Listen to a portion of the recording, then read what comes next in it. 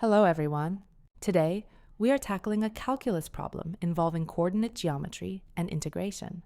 We need to find the specific coordinates of an intersection point and then use that information to calculate the area under a curve.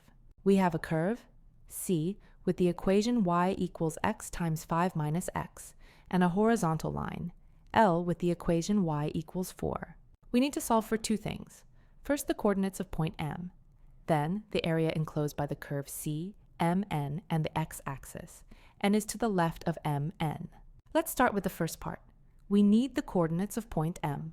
Looking at the graph, M is a point where the curve intersects the line. Mathematically, intersection means the equations are equal to each other. So, we set our curve equation equal to our line equation, x times 5 minus x equals 4. Now let's solve for x. First, expand the left side to get 5x minus x squared. Then, let's move everything to one side to set up a standard quadratic equation. This gives us positive x squared minus 5x plus 4 equals 0. We can factor this easily. Two numbers that multiply to positive 4 and add to negative 5, that's negative 4 and negative 1. This gives us two possible x values, x equal to 1 and x equal to 4.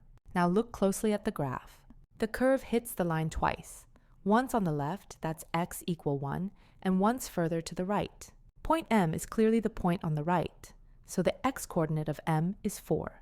Since the line equation is 4, so the y-coordinate for point M is 4, and the x-coordinate is 4, the root we found from the intersection. Now for part B, we need to find the area to the left of line MN. First, let's define our boundaries. We are starting from the origin, where x equals 0, and going all the way to line MN. Since n is directly below M, and we just found that M's x-coordinate is 4, we know we are integrating from x equals 0 to x equals 4. We are finding the area under the curve y equals 5x minus x squared, so we set up our definite integral like this. Now, it is time to integrate using the power rule. The integral of 5x becomes 5x squared over 2. The integral of x squared becomes x cubed over 3. Now we evaluate this from 0 to 4. We plug in the upper limit 4 first. Substituting in 0 just gives us 0, so we can ignore that part.